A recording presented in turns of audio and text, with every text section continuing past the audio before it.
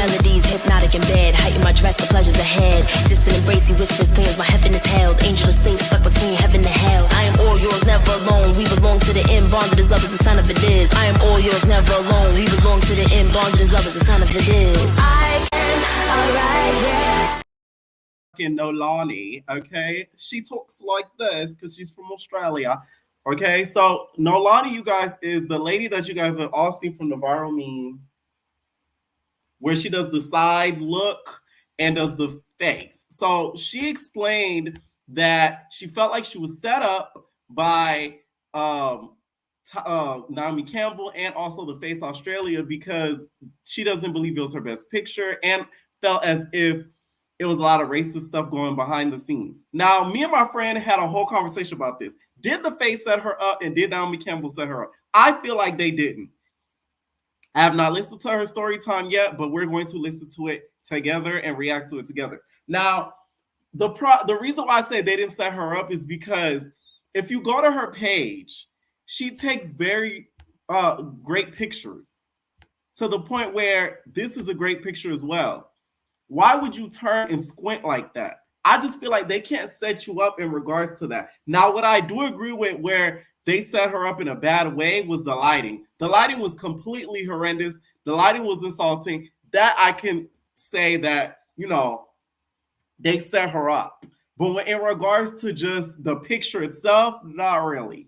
The lighting, yeah, but the pose in the face, you did that on your own. I just feel like she's embarrassed and she's trying to grab at straws to make herself seem more innocent and victimized. But my opinion may change after watching her story time in regards to what she has to say. If you guys don't know, The Face Australia, this season was filmed a minute ago and aired a minute ago.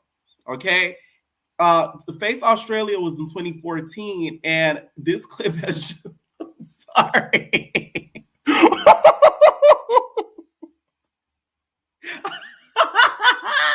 I just thought of the clip in my head and started laughing. I'm sorry. But the clip has resurfaced and now it's being used as a meme. So everybody's talking about it. Everybody's using it for like memes on Twitter. They're like, when you go to ATM and you make sure that your credit information isn't in there, you go like this. There's a lot of renditions that people have used her face for. So it is a little bit embarrassing. I would feel away too if I was her. Okay, so this is what she had to say, you guys. Y'all all know the meme I'm talking about. It's gonna be the thumbnail. I ain't even gonna play it. I already thought about it. Okay, let's get into her story time. Footage of me come up from 10 years ago, actually. The audio is just this loud. I can't do too much about it. Post edit, I may do a little something, but yeah. When this came out, so I was 21. Yes. Okay. Where do I start? If you also have any questions, do put it down. I will answer during this live stream. Also, bear with me. I've never done a live stream before, so I'm just like diving into the deep end. Okay, so a little bit about me. For those who've been asking my heritage, I am very mixed. So my father is African American. And my mother is half Fijian Chinese and half Tongan. And I was born and raised here in Australia. Oh, okay. I see you. Is it Yolanda? Hey, girl. Hey, thank you. Thank you so much, sis.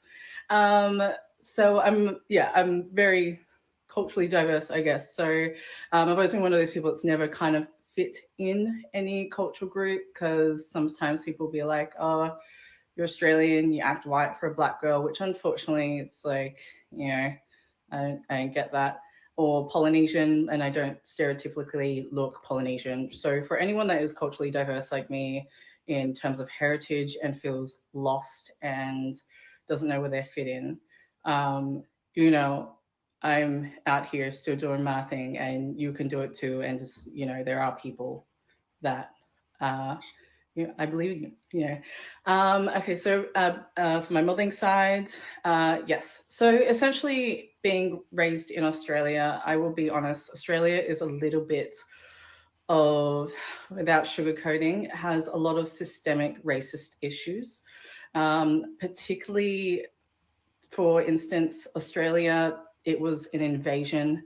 The British invaded Australia and never signed a treaty with its native people, and still the government refused to sign a treaty with the people. So the systemic racism is a big thing. When I modeled for The Face, I was probably one of 20 Black girls that was in the in the fashion scene in Australia. However, I was one of those that wasn't signed. So with me, I approached every agency possibly. Like you can think of Vivian's, Chadwick's. I even went to Ford in the States, but they wanted me to live in the States, and I hadn't sorted out my citizenship yet. Don't get me wrong, she's very pretty. That's why me and my friend disagreed, because my friend thought that she felt like they set her up, and I'm like, how could they have set her up? Like, let's say, you know how I said the lighting was messed up. Even if she had a great photo and the lighting was off, it still wouldn't matter because it was a great photo. It's just the face that she made was not the most pleasing. So that's why me and my friend had disagreed on it. But she's pretty as hell. There's no denying that. With my dad, so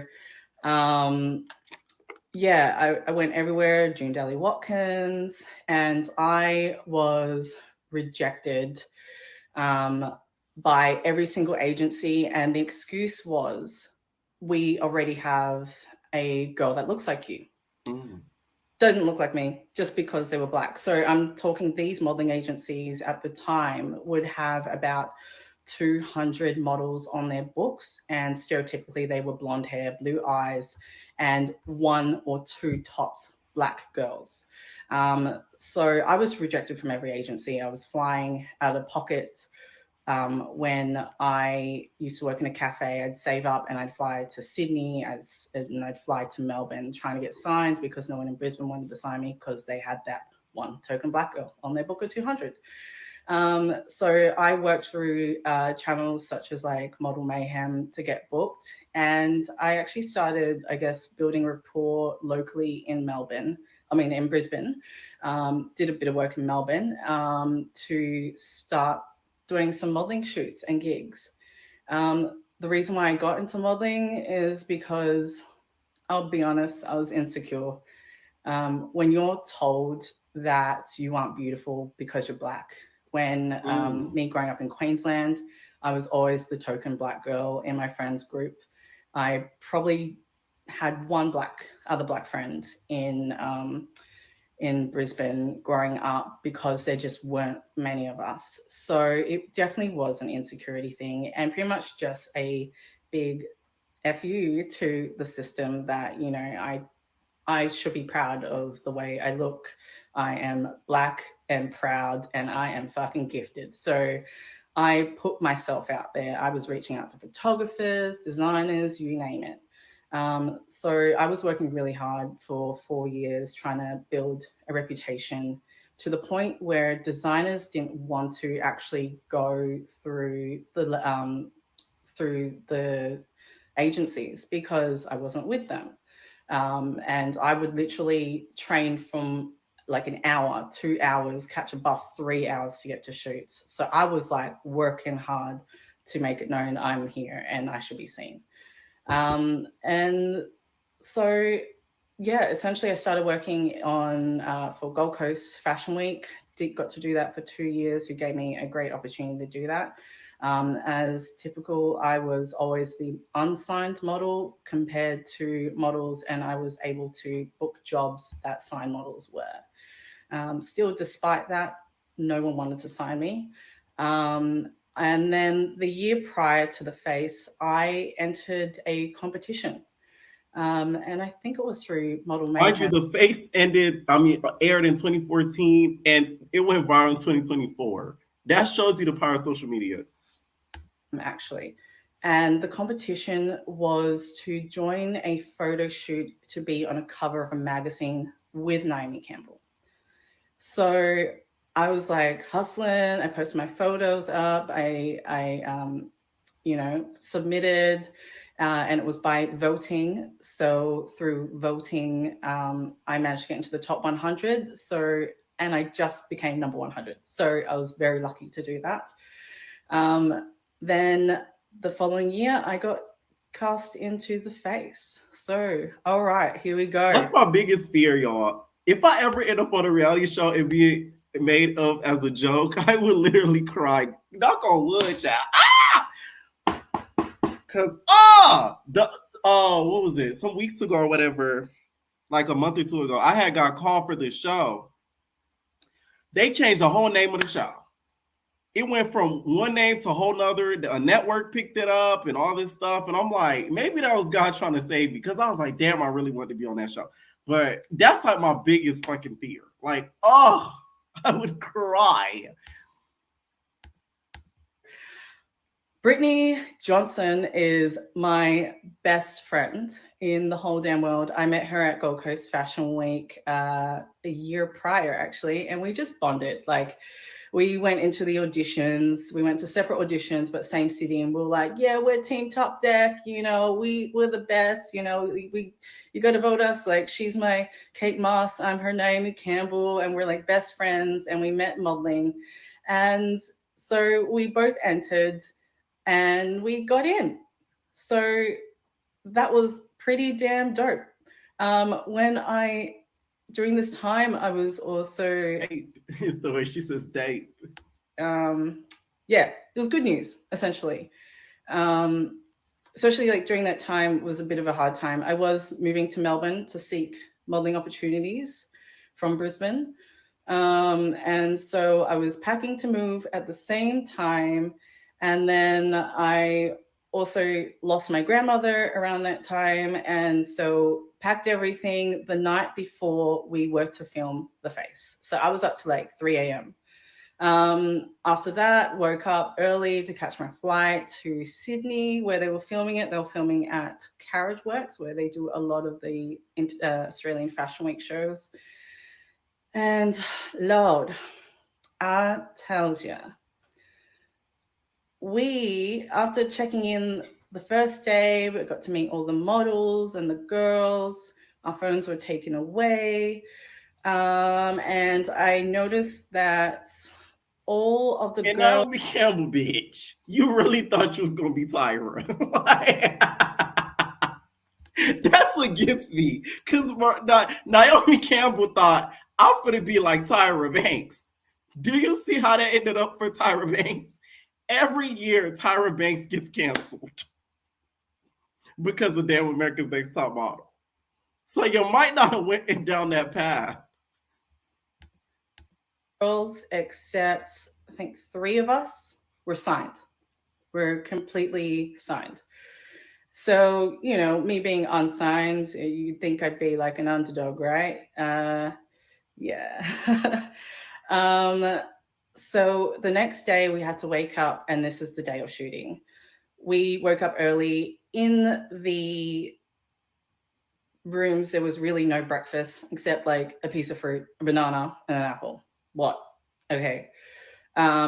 So I didn't get to eat breakfast, went to set. So this is really early in the morning. It's also at the tail end of our winter. It's really, really damn cold.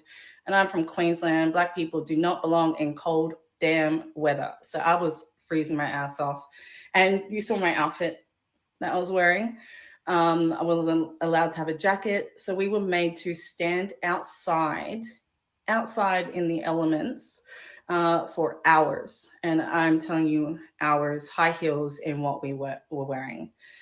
And so this is when we were doing the shoot, when we're walking down outside to introduce into the episode. If you've watched it on YouTube, which is behind me, first episode. And so we were there for hours because I didn't eat breakfast because there wasn't a sustainable breakfast for me to eat. And essentially they didn't think models ate, but I'm Black, I eat. So I actually almost fainted outside on set. I had to have producers actually, my best friend had to run to go get a producer to be like, hey, Lani's outside. She has like almost fainted. She's feeling like really nauseous, really sick. And it took them about like an hour for them to go and retrieve a damn Snickers bar, a fun-sized one, and that's all I was given to eat to keep my energy up. After standing out in the freezing cold with no blanket, no jumpers allowed, nothing, waiting to get into the building. When we got into the building, it was still damn freezing in there. Now, I'm talking Carriageworks is a full-on concrete hardware store, warehouse. It was, I think it was used for like a wool shed or something back in the day. And it was freezing, absolutely freezing in there. We weren't given blankets, we weren't given heaters, absolutely nothing. We were stuck freezing in a little marquee they had set up in the warehouse for a couple hours. We didn't know what was happening. We constantly were asking, hey, to the producers, what the hell's happening? The producers pretty much told us, oh, we're waiting. And what was implied without saying it was we were waiting for Naomi to show up on set, or the rest of the models to show up on set. So we were in this freezing tundra waiting. Eventually we were directed a couple hours later after that. So this is probably like 6 hours that's gone by. And then finally it's time for us to, oh yes, wow, did they forget you're human? It's Australia. We don't have a treaty with our native people. It is damn racist. I will be honest. We've definitely got tragic systemic racial problems here. No, they did not see me as human. They saw me as a Black woman that they can continue perpetuating a stereotype in Australia that Black people aren't enough, essentially. And it's sad. So going back, we ended up I being wish she would move to the States, because I feel like if she were to move to the States, she'd actually do good modeling wise. I remember seeing the video before she did the damn turnaround. She has an actual model shape. Like it looks like the weight, the height. She's not ugly. She's really pretty. So she might consider moving to the States because it might be worth it. The lunch was damn cold. It was literally like those long broccolini things, like almonds on it, some bland as like shriveled up cheap cuts of meat. And it was ice cold. Like it wasn't even like edible. Especially when you've been waiting for ages. So I couldn't actually like eat it. So I've gone all day on just a small fun-sized Snickers after almost fainting. And then it was time to go in after this lunch break and go and see the introduction of the judges. So Nicole Tutufo, Cheyenne Tosi, who might add is actually really amazing. She did kind of like, in her own way, reach out to me after the show. She is like that woman, hard gold, and Naomi. So they came out, they did a few run-throughs of us being like, hey, how you doing? Where are the girls? And that's when Naomi delivered the first challenge. So the first challenge was... I'm so sorry. I keep thinking about it, guys. I'm really sorry, y'all. I keep thinking about the damn moment. Like, I can't get it out of my head looking at her. I'm sorry. Okay. Pierre, relax. Okay. And I had a bad day after yesterday. So, like, the laughs are out right now. You feel me? When you get your start as a model, you only have your one shot and one chance to do this. Might I add, by the way, because I signed a contract, people asked, have I seen the show? Yes, I had seen the show. However, when I signed the contract, I was not allowed to watch the show. So I wasn't allowed to watch and recap what the challenges were. Wow. I kind of just went with an open mind of what it was. And because we had seen the American and the UK versions, I just kind of assumed, okay, they'll either do the same thing or they won't. They'll go a complete different direction. They did the same thing, original. And so we were told the challenge, you got one shot. Honestly, the reality is when you're a model, you don't have one shot. If anything, you want to try get a good shot within like 5 takes if you're really good. If you're up and coming and new, they give you a bit more of a longer chance. So they choose from that. And so they delivered it. And in my head, I'm like, dope, that's a test shoot. So a test shoot is usually just, you know, doing your angles and then like the whole, very basic, because they just want to see you as a complete non-human blank. So that was my goal. My chosen pose was actually this. This is what I chose. During waiting for the filming, it says in here that let's see the first girl. That's actually incorrect. I was not the first girl. I was like probably the 5th or 6th girl to be seen. And so that pic was so funny. I'm not gonna lie. Yeah, it was. Yeah, thank you. I've healed. So yeah, I totally see for what it is. I will say she's a good sport. She's a very good sport. For that clip to go viral, for her to, because I see her comments in the neighborhood talk comments, the shade room comments, all throughout the damn thing, talking about follow me, girl. Rihanna, when are you gonna give me Fenty a line and let me model for it? Like, she to me is having a good attitude about this, because some people would have went off in the deep end. So she's taking this the right way. Come to the States, girl. Come to the States. We're all humans, and when people fail spectacularly, it's, you know, we laugh. So we do. So that's totally fine. And I can laugh about it today, 10 years later. Why did I do the face? Okay, girl, this is where I'm coming up to. So we're waiting for hours to finally get to my go. I was like the 5th. So my friend Brittany and I, we were so damn bored. There was a mirror there and we're just having fun. Like, we're just like messing around and we're just like, you know, like twerking and stuff. And then we're like, okay, what are we going to do for our faces? What are we going to do for our face? And then I was like, I'm going to do this. And then Brittany and I were just like being like real dramatic in the mirrors because we were bored. We've been there for hours waiting for our turn. So yep, then did it again. Thank you. And so we were just having fun. And then when it was my turn, literally I was a couple steps off of the stage. I probably had like 3 steps. A producer runs up to me, grabs me by the arm and is like, hey, we need something exciting. Do what you and Brittany were doing and fooling around with backstage.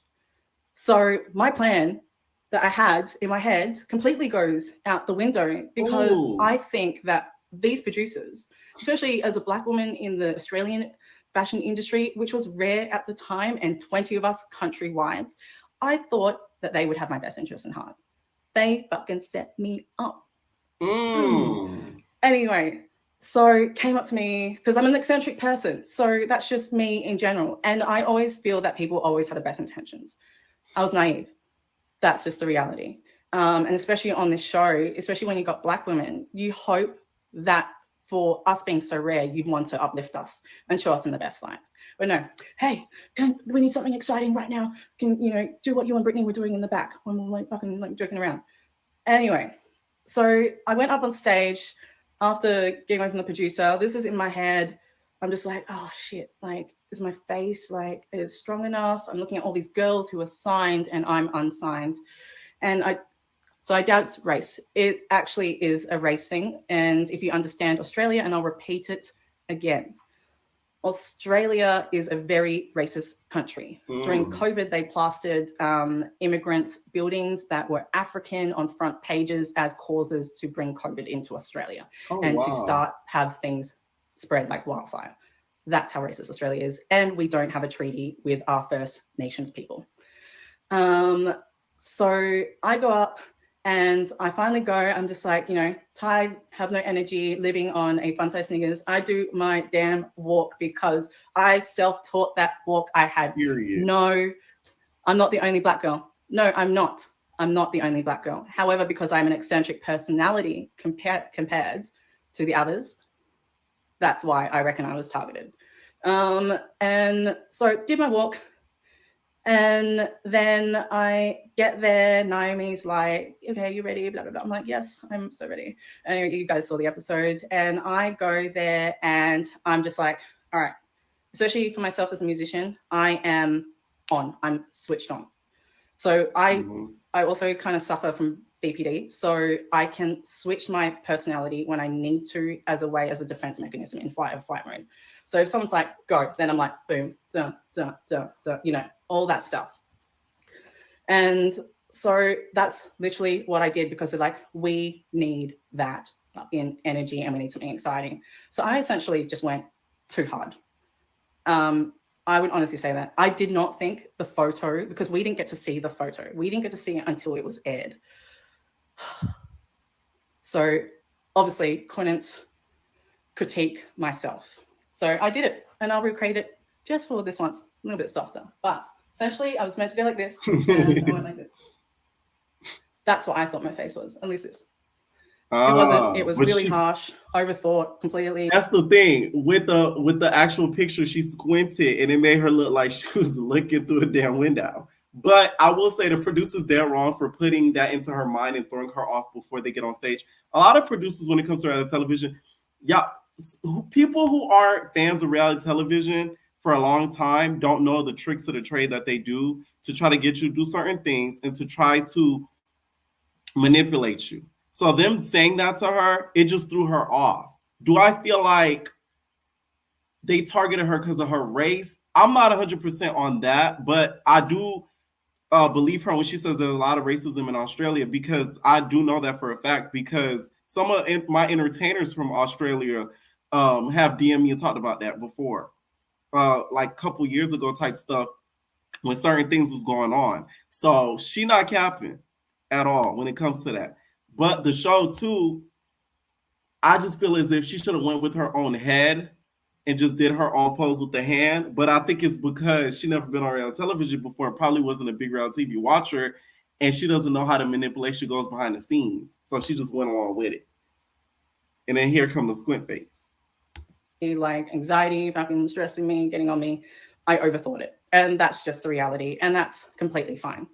At the same time, I was like, all right, I've got the runway challenge. All right, if I can, so telling them bringing energy is being racist. So I was the only person this happened. The producers did not approach any other girls, from what I was told from some of the other models that are in there.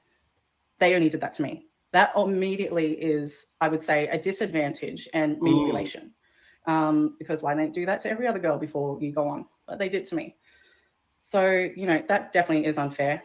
And, you know, anyway, so, yeah, I had the runway challenge and I was paired up with my best friend, Brittany. And we for an example, when they were doing Bad Girls Club, because some of the Bad Girls talked about it, since y'all let her watch baddies, they was doing a confessional. Like, they'll be talking to you on Bad Girls Club, you're doing your confessional, and they'd be like, oh yeah, let's say I'm Julie, right? And the producer's talking to Julie. So, Christina, why did you call Julie a fat cunt? And then, oh, my bad. That was for Christina. My bad. That question wasn't for you. So then it's in their mind, oh, Christina talking crap about me. She called me a fat cunt behind my back. You see what I'm saying? So they do little stuff like that. And this is proven. Some of the bad girls have said it. Do the runway challenge, and I walked down and I was like serving all that stuff. I won the runway challenge. Hey, I won that shit. So I was thinking, okay, maybe like I messed up on the shot. Maybe the judges can just see, all right, there's some potential there. They've seen my casting videos when I auditioned that I've had to do everything myself because no one wanted to sign me, because everyone had one black girl in a book of 200 white girls at every agency. And they didn't, despite winning the runway challenge. And the runway challenge for me winning was not aired. That absolutely broke me, because I worked really hard, really damn hard, just to finally be seen. Brittany, still your bestie. Yes, she really is. Sorry. I didn't think this would happen, so.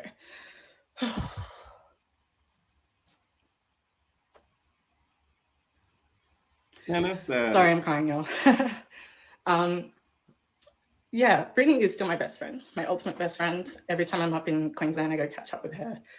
And she did comment saying, hey, I'm so proud of you. So thanks, Brit. Love you. Anyway, so when it aired, the repercussions of it were fucking hard. And for anyone that suffers from mental illness, I really feel for you. And anyone that's going through their own challenges, we're human, and that is life. So all this work I've done for years to finally have a chance to be seen and pretty much be sabotaged on on Australian TV, especially when there was only 20 of us black girls at the time. All opportunities for contracts, designers that I had a rapport with, I'd worked for free, some of them that are now very established that I worked for free. They lost contact, you know. Every opportunity completely dried up. I lost friends. I lost any chance for me to model. Oh my God. At the same time, I also completely had a breakdown because I was completely ostracized from something that I worked so hard just to feel like I belong. And just when you think, oh, finally people accepting me, boom, gone. So I started becoming dependent on self-regulating with marijuana because I was having full-blown anxiety attacks, nightmares, waking up. And my anxiety attacks and my dependence on weed became so heavy that I actually messed up the imbalance of my hormones. At the same time, I also got an eating disorder during this time.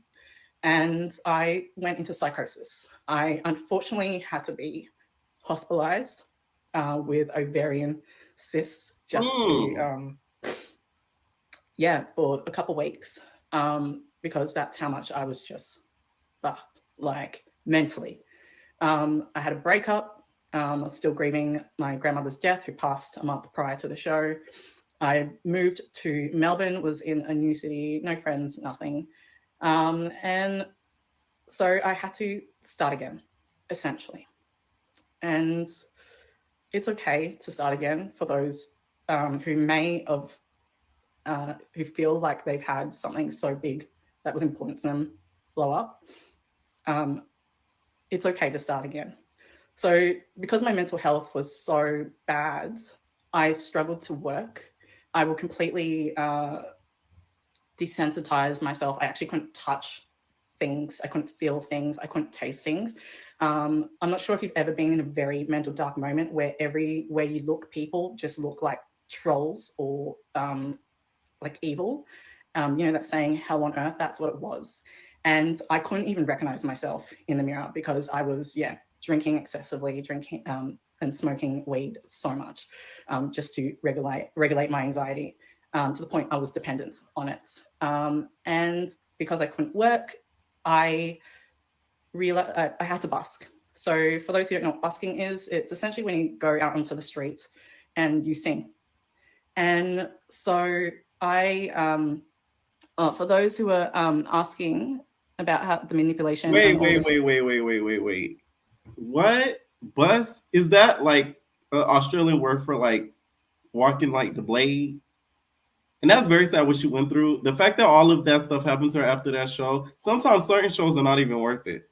Like a lot of people need to realize what they're getting into when they sign up for some of these shows because that was not worth her getting all of that health-wise being done to her. Like that's like crazy. That's why like certain opportunities when it doesn't go through, that's like God low-key protecting you because like he don't want you to go through that. So that's really sad to hear. And of course, Naomi probably never reached out.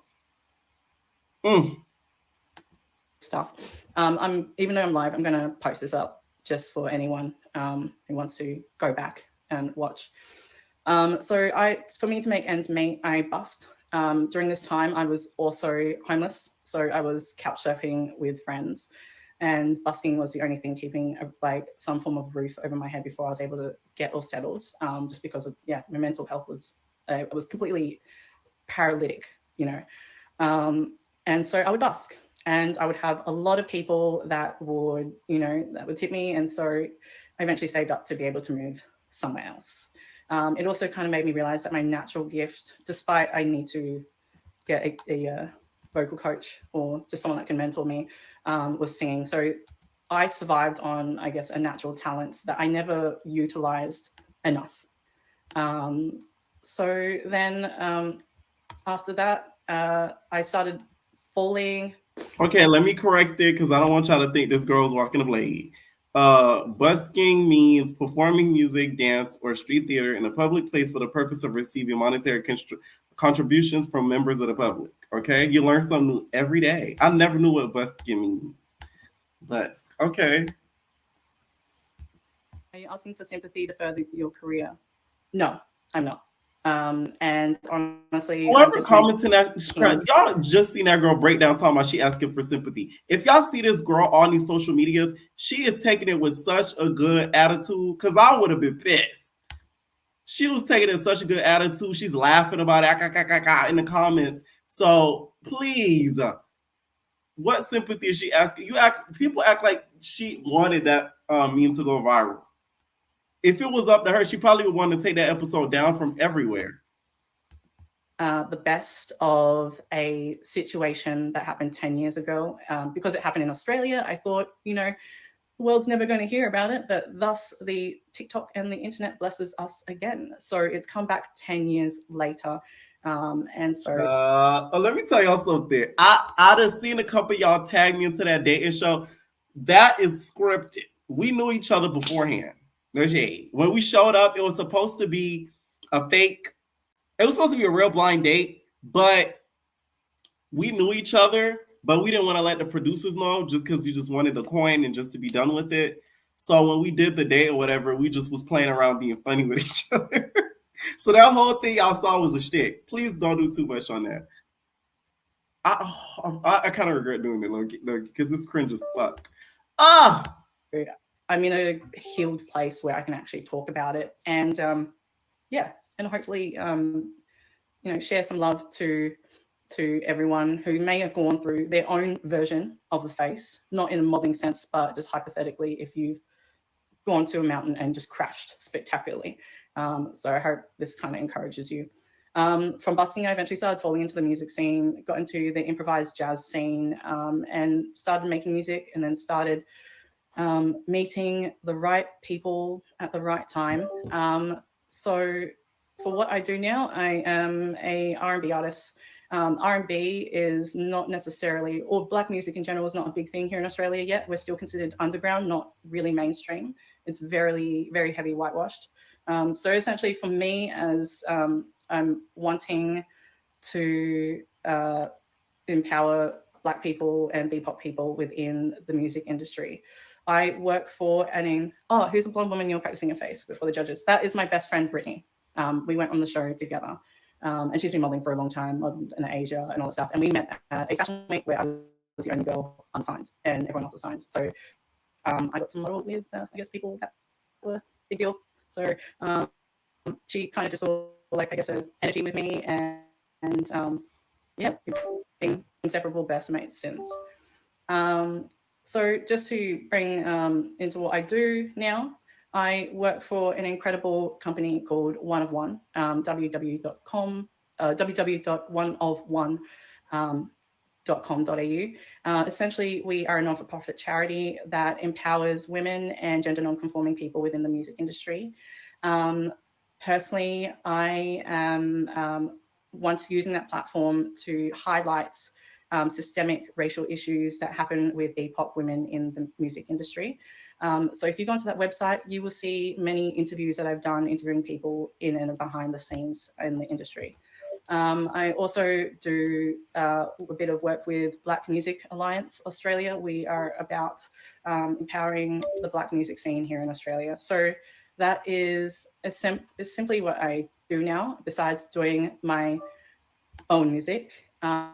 Simply because, hey, Masbo, we've got to hang this week. Yes, I am coming to Auckland on Thursday for a week to go do some writing with an incredible label over there called Big Pop. So I'm very excited for that. I've never done a writer's camp. I met them at Big Sound, which is a music conference, and they invited me. So I am so excited to see you, Maz. For those who don't know Maz, he's known as a rap scientist. You might have seen him on TikTok. He's kind of like big deal. He breaks down the mathematics of rap. Anyway, yeah, so that's what I do. I advocate for Black people. I have done a lot of work and healing, and that's why I can laugh at this situation and kind of just go with it, because you know, there's so many people around the world that have kind of gone through their own version of this and just give up. And yeah, thank God that she did not go off the deep end completely. I will say certain reality shows like this, they sort of go for viral moments like that to be funny, because a lot of the other moments on the show are not too much of a key and doesn't go viral. That's why that producer even went up to her, because he knew that he might be able to get something out of her to make the show trend the way that it does. It's sad that, from what she said, Naomi never reached out. And I'm glad that she has a great attitude about it, because she's always in the social media comments. And who knows, this might open other doors for her in the States, because there's a lot more opportunities there that's going to be in Australia. And it's a little bit of less racism, even though it's around the same amount in the States than the Australia. So hopefully it works out for her career-wise, because she really is a pretty girl. Okay? Let me know what y'all think down below. Do you guys think the producers set her up? What do you guys think about how she took it afterwards? And what do y'all think of the dangers of TikTok? Because look how TikTok literally brought her trauma a little bit again, because it aired so long ago, and 10 years later, we're talking about it. Leave your comments down below, and we're out, babies. No.